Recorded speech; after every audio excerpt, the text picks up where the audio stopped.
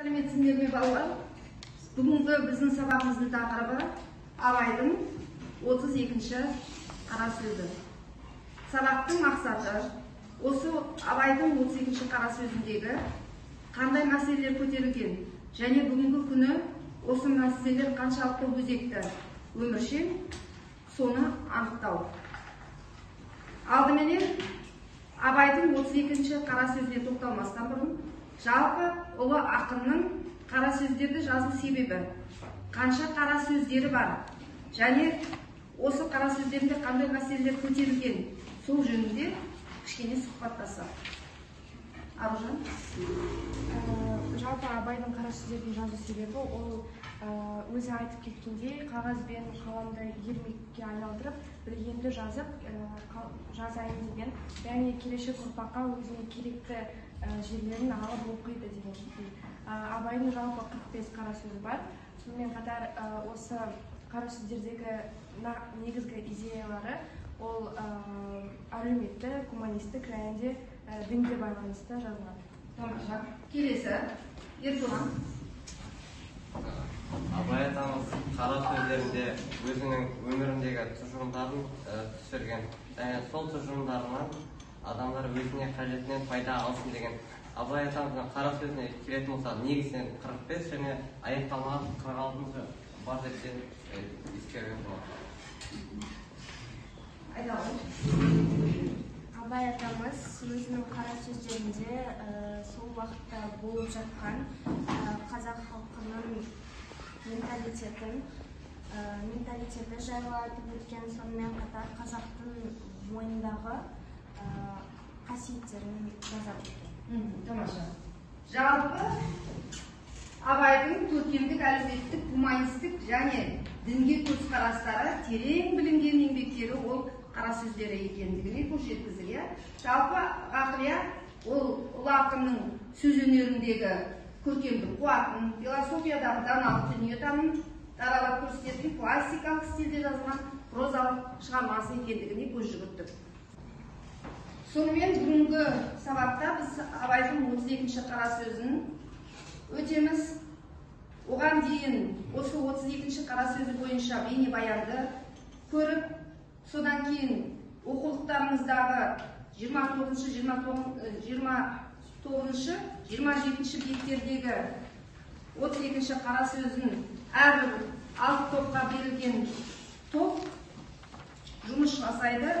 Оқулықтағы мәтінді оқып, өздеріне берілген мәтіннен тірек сөздер бойынша жұмыс жасайды. Бірінші топтың жұмысы бірінші сөз бойынша, бірінші шарт бойынша шала мейір, шала байқайды. Екіншісі 5 саусақ бірдей емес. Үшінші көздің қарашығындай қорға тірек сөздері бойынша. Төртінші топ адамның ішіндегі 2 қаруы. Бесінші ақыл кеселі және 6-шы мінез сауыты. Осы аталған тірек сөздер берілген, әрбір топқа берілген мәтіннің негізгі тірек сөздер болмақ. Топқа тапсырма мынадай. Осы берілген тірек сөздердің мағынасын ашып, өздерінің ой тұжырымдарын анықтауы қажет. Қазір алдыменен 32-ші қара сөз бойынша бейне баянды көріп, содан кейін оқулықпен жұмысқа кірісеміз.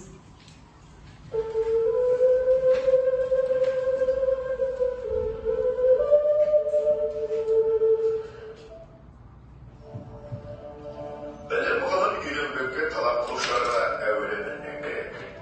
Талаптың өзінің біраз шарттары бар. Оларды білмек керек. Оларды білмей, іздегеннен табылмас. Әуелі, білім ғылым табылса, дүниенің бір қызықты нәрсесіне кейін болады деп іздемеске керек.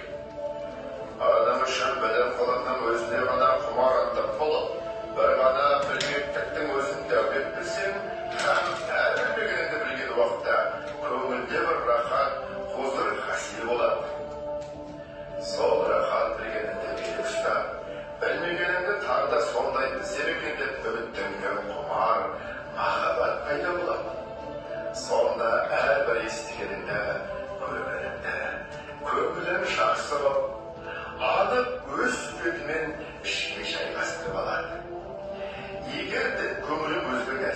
болса, білім ғылымды біраз соған зейнетхана қылмақ үшін үйренсек, ондай білімге көңілімнің мейірімі, асырап алған шешемнің мейірімі секілді болады.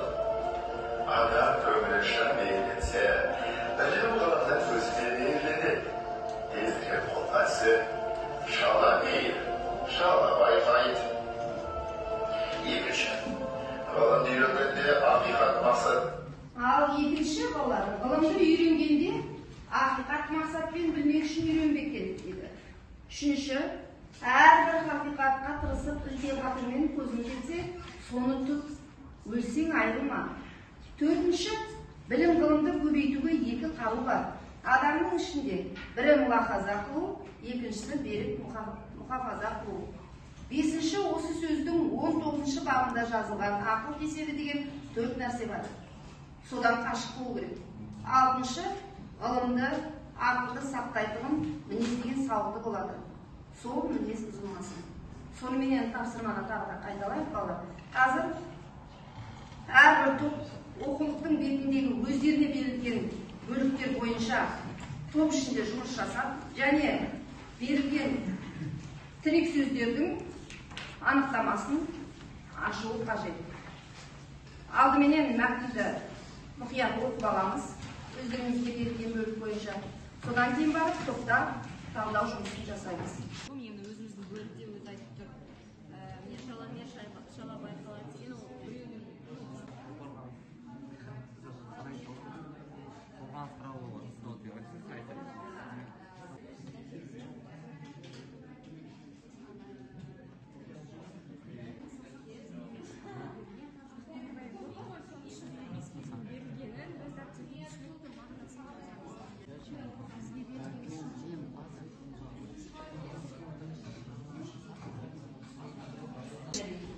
Сонымен оқушылар әрбір топ өздерінің тірек сөздеріне берілген тапсырмалар бойынша тірек сөздерге анықтама берді.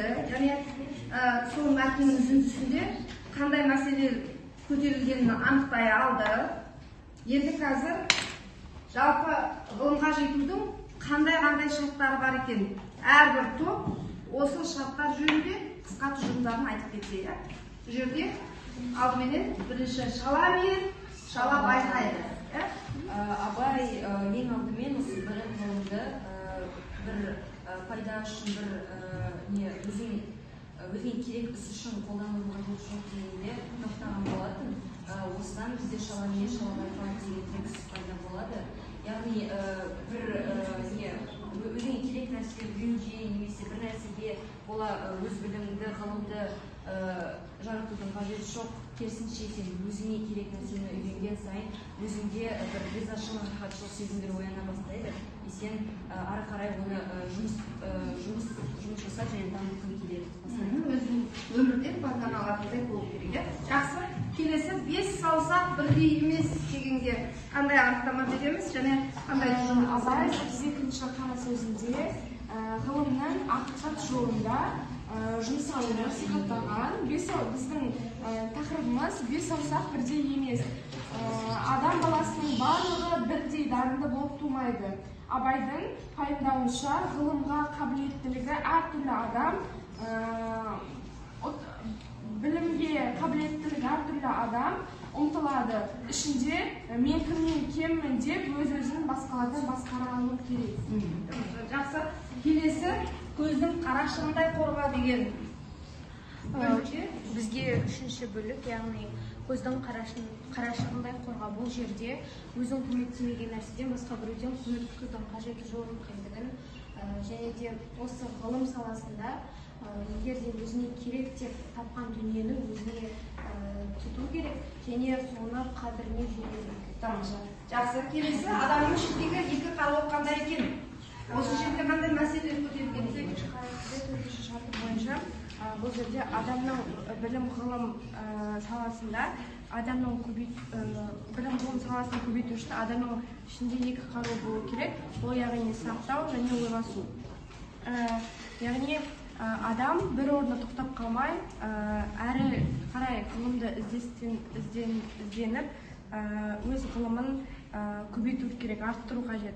осы екі қару адамның ғылым жолында төзімділігімен іздегенін көрсетеді. Осы сөздің 19-шы бабында ғылымға жетудің мақсаттарының бірі уайымсыз арқылы екенін көрсетілген. Уайымсыз салғырттық ол халықтың дұшпаны, ғылымның дұшпаны, ақылдың, ардың дұшпаны болып келеді. Сондықтан ғылым жолына түскен әрбір адам осы кеселдерден саналы түрде сақ болу қажет. Келесі, мінезінің сауыты қандай болу керек? Бірінші, сауыт сөзіне көз жүгірсек, сауыт жаугершілік заманда қорғаныс жабдығы. Ал біздің жағдайымызда мінез сауыты ол жаман ойлардан қорғайды. Ал өз кезегінде мінез сауыты адамгершілік сияқты қасиеттерден құралған. Абай атамыздың айтқысы келіп тұрғаны адам бойында адамгершілік сияқты қасиеттер болып, адамның мүддесіне байланысты қарекеттер жасалуы қажет. Енді балалар, біз 32-ші қара сөзіндегі 6 шартты анықтадық, онда қандай мәселелер көтерілгенін білдік. Енді келесі мәселе, бұл енді өзіміздің өмірімізге не ала алдық? Осыдан қандай ғылымға жетудің 6 қандай шарттарын анықтап аламыз? Өйткені біз бір жылдан кейін мысалы оқу бітіріп, жоғарғы оқу орнына баруға үміткерміз. Сол жолда осы 32-ші қара сөзінің қандай бөліктерін есімізге сақтауымыз қажет? Өздеріміз үшін не алдық? Сол жөнінде қысқаша ойларыңызды айтып кетсеңіздер, осылардың ішінде 6 шарттың ішінде әсіресе қай шартты бек ұстанар едіңіздер? Сол жөнінде ойларыңызды айта қойыңыздар.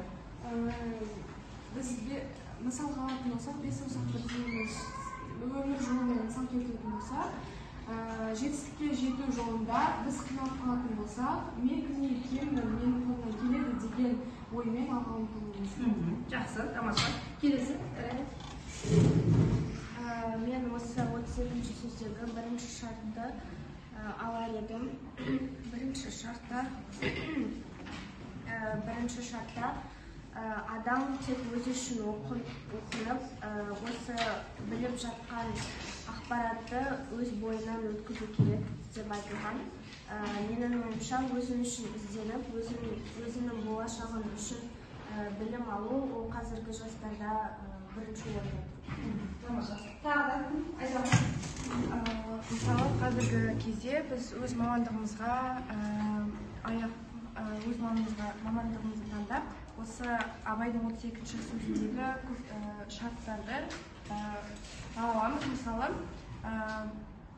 4-ші шартында айтылғандай, біз төзімді болып, ізденіс істеуіміз керек.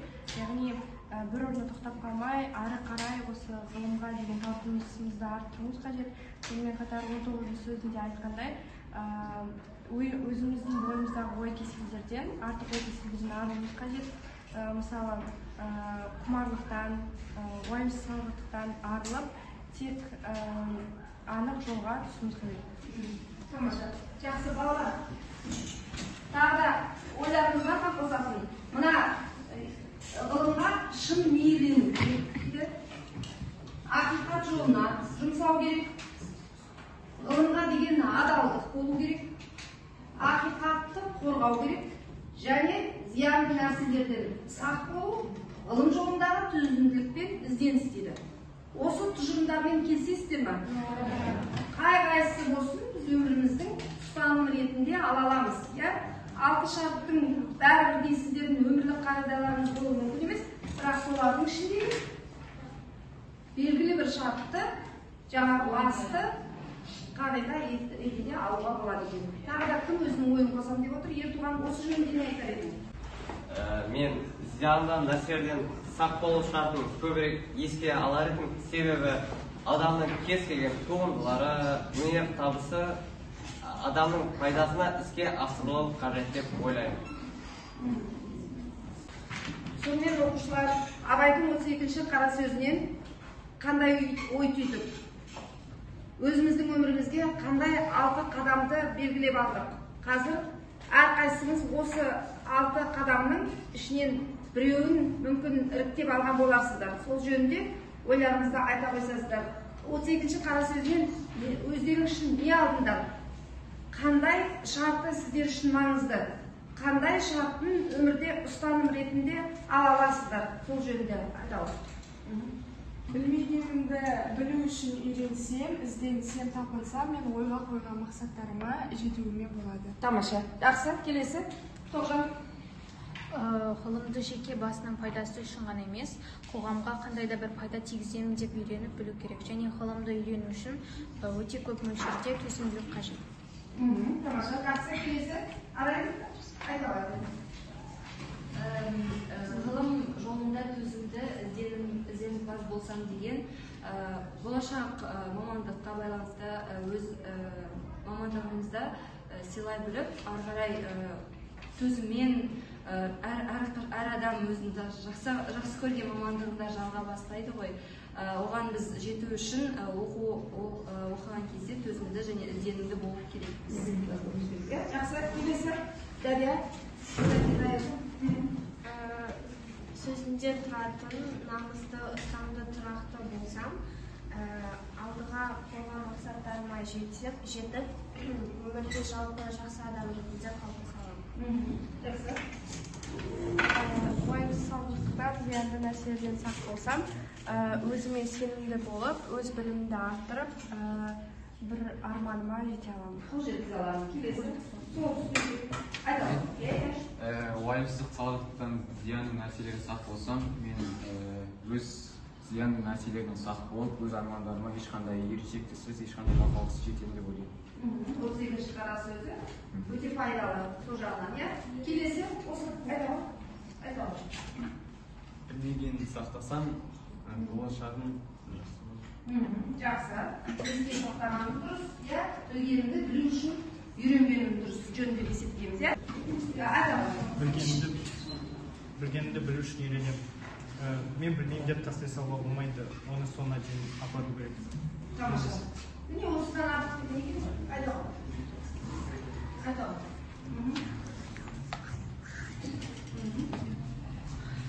Білгенімді сақтасам, дәулетке келеріп, жаңа адам бойында ризашылық пайда болады. Сондай сезім пайда болады. Сондай сезімдер болу керек. Орында сол бойындағы ризашылық сезімге дейін үйренсем, иә? Пайда келтірем, өзімнің жеке басыма ғана пайда келтіру үшін емес, қоғамға пайда келтіре алатындай сезімде болу үшін үйрену керек екен, иә? Жақсы, мына жерден айталым. Білгенімді білу үшін үйренсем, мен өзімнің керек заттарымды біліп, оны үйренуге тырысқым. 32-ші қара сөзінен осыны өзіме мықтап ойыма түйіп алдым, иә? Келесі айталымыздар, мына жерде айталым. Мен ғылым жолында төзімді, ізденімді болсам, өзіме және де басқа да адамдарға өзімнің пайдамды тигізе алатын боламын. Ғылым жолында. Иә, егер де мен осыны нақты ждақылықпен, ерекше төзімділікпен, ерекше ізденімпаз болсам, онда мен тек өз басыма ғана емес, сонымен қатар қоғамға да пайда келтіре алатындай болады екен. Жақсы. TEDx форматы күрделі мәселелерді өмірдегі оңай, жеңіл түрде жеткізудің бір түрі болып саналады. Сондықтан бүгінгі Абайдың 32-ші қара сөзі бойынша ойын нақты жеткізу үшін, тұжырымдау үшін бір оқушы ортаға TEDx форматыменен 32-ші қара сөз бойынша жеткізе алса. Ертоған, келе ғой.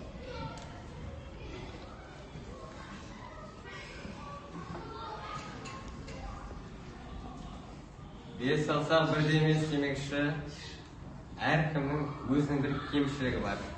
Абай атамыз 32-ші қара сөзінде білім, ғылым саласындағы ең негізгі өзекті мәселелерді атай отыра, одан сақтану қажеттігін көрсеткен. Абай атамыздың негізгі айтысы тұрғаны әрбір адамзаттың адамгершілік шекарасынан аспауы қажет. Жақсы. Сонымен Абайдың 32-ші қара сөзі бойынша біз өзіміздің ғылымға, білімге бару жолында қандай қасиеттерді ойымызға жинауымыз керек, нені ескеруіміз керек, сол жөнінде айтылады екен.